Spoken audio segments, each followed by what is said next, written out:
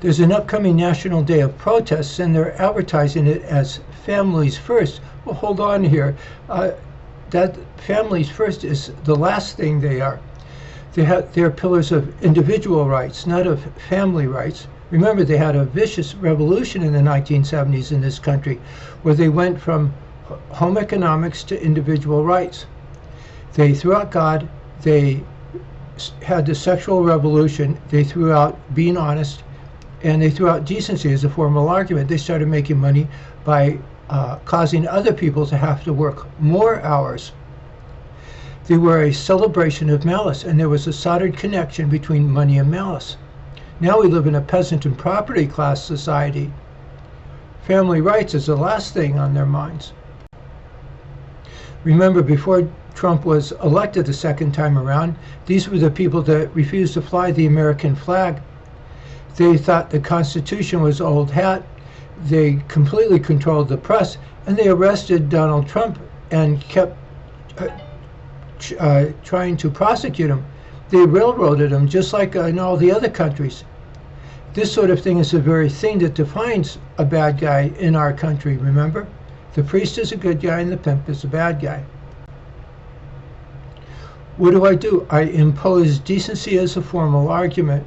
Remember, we first straighten ourselves up emotionally, race relegated to an endearing quality of your appearance and that sort of thing.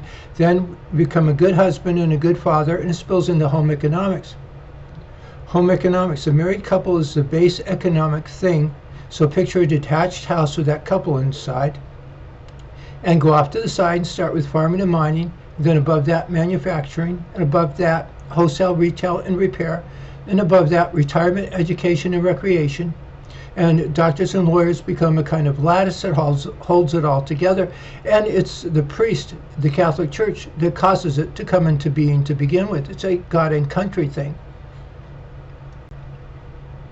So you take a step back and you insist that they make reparations to you.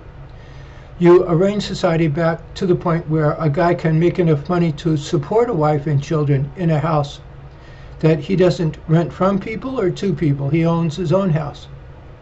And we'll take it from there.